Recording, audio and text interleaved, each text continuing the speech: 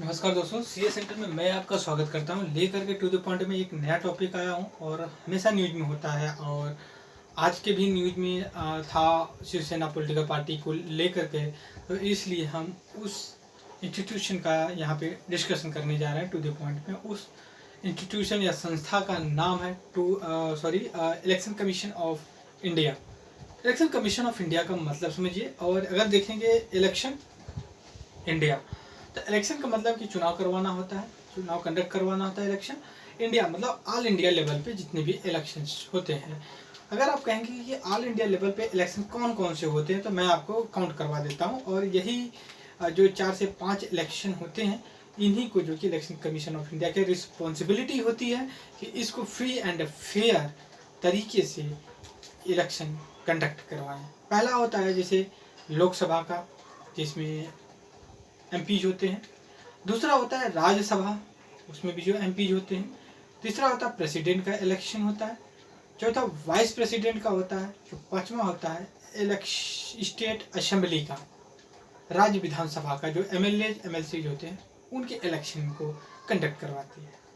तो आपके दिमाग में आएगा एक संस्था का और हम नाम सुनते हैं जिसका स्टेट इलेक्शन कमीशन होता है। वो क्या करता है? तो सर उसका काम है जो पंचायती राज इंस्टीट्यूशन या फिर अर्बन लोकल बॉडी, जो प्रधान होते हैं, निगम पार्षद होते हैं, मेयर्स होते हैं, उनके इलेक्शन को कंडक्ट करवाती है state commission, election commission.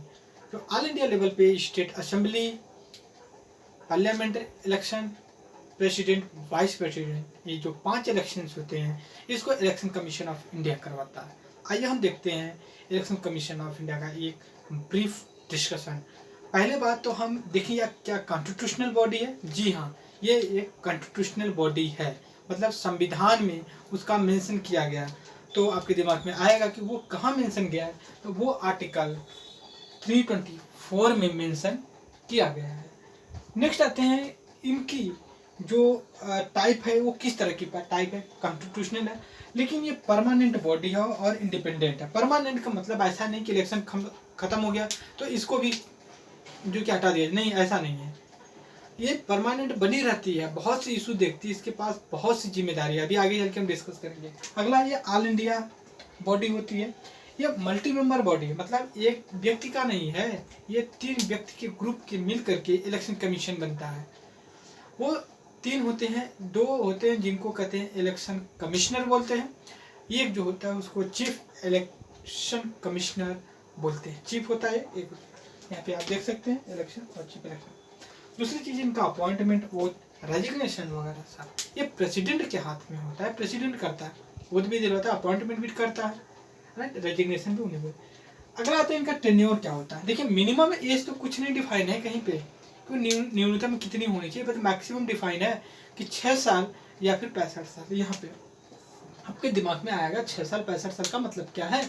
Maximum ये 65 साल तक बने रह सकते हैं। ये रीअपॉइंट भी हो सकते हैं। ये मतलब है जैसे मान लिया किसी की एज 60 साल है, ठीक है, अब जाकर के वो 60 साल में जो कि इलेक्शन कमीशन, तो मतलब 65 पूरा तो 5 साल में ही हो जाएगा, तो इसलिए पूरा 6 साल नहीं होगा। अगर किसी की 55 साल में ही अगर अपॉइंटमेंट हो जाता है तो इसके पास 10 साल है, तो ये 6 साल और बना रहेगा, और चाहे तो 4 साल और कर सकते हैं। मतलब 6 साल या 65 साल में दोनों में से चाहे जो, अगर 65 साल के ऊपर हो गए तो ये फिर अपॉइंट नहीं होंगे। दूसरी ये चीज़ है कि इनकी ड्यूटी एंड वर्क क्या होता है। मैंने कहा free fair election, superintendent direction control. दूसरी चीज़ है कि इससे पहले आप एक चीज़ और समझ लीजिए कि ड्यूटी से पहले मैं एक चीज़, model code of conduct. Model of code of conduct आपके बारे में हमेशा, जिसको आचार संहिता बोलते हैं हिंदी में, इसका ये मतलब होता है जिस दिन डेट अनाउंस हो गया कि इलेक्शन होगा, मान लीजिए अभी क्या 28 सितंबर है, कहते हैं कि 25 दिसंबर से जो है कि इलेक्शन होगा, गुजरात का भी जो से होने वाला है, तो 28 से, आज ही से, 25 से नहीं, आज ही से जो कि model code of conduct MCC लागू हो जाएगा। ये चलेगा कब तक? जब तक फाइनल रिजल्ट नहीं आ जाता। इलेक्शन कमीशन का बस इतना ही काम है कि समझ लीजिए कि जैसे आज जैसे यहाँ पे आज इलेक्शन अनाउंस होता है, अनाउंस डेट ऑफ इलेक्शन, और रिजल्ट के बाद इसकी कोई रिस्पॉन्सिबिलिटी हट जाती, क्या है कैसे, सारा कोर्ट फिर सुप्रीम कोर्ट हाई कोर्ट में देखा जाएगा, डिस्प्यूट है क्या है कैसे। हाँ, हाई कोर्ट जो सुप्रीम कोर्ट है वो इलेक्शन कमीशन ऑफ इंडिया से डिस्कस कर सकती है, क्या ये कैसा इशू है, क्या है क्या। दूसरी बात अब आते हैं वर्क एंड ड्यूटी पे।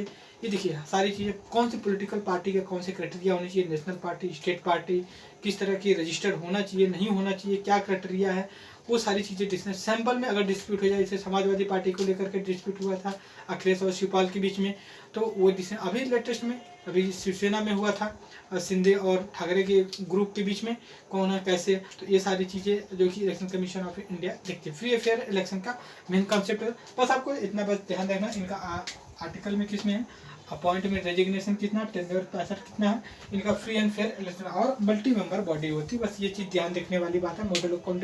मॉडल कोड ऑफ कंडक्ट कब से लागू होता है, जिस दिन डेट ऑफ इलेक्शन का अनाउंस होता है और जब तक रिजल्ट नहीं आता तब तक होता है। इसी में एक प्री पोल ओपिनियन था, एक एग्जिट पोल था। प्री पोल एलियन का मतलब था प्री इलेक्शन से पहले उनसे जो वोटर्स होते हैं उनका ओपिनियन जानते हैं कि सर आप क्या चाहते हैं, किस तरह का गवर्नमेंट चाहते हैं, गवर्नमेंट से क्या होप रखते हैं, ठीक है। तो ये चीज़ होती है प्री से। जब पोस्ट इलेक्शन मतलब कि पोस्ट वोटिंग के बाद जब आती है तो ओपिनियन, तो एग्जिट पोल उसको बोलते हैं। तो उसमें ये क्वेश्चन पूछा जाता है आपने क्या किया, कैसे किया, क्यों ये गवर्नमेंट आनी चाहिए, ये क्या, तो किसको वोट दिया, कैसे दिया। तो ये जो है कि पोस्ट इलेक्शन के बाद में होता है ओपिनियन एग्जिट पोल को उसको बोलते हैं प्री ओपिनियन, एग्जिट पोल और जो कि वसूल पोल। तो ये चीज़ें हम यहाँ पे डिस्कस करें इलेक्शन कमीशन ऑफ इंडिया को लेकर के। बस इस वीडियो में बस इतना ही। Thank you very much discussion.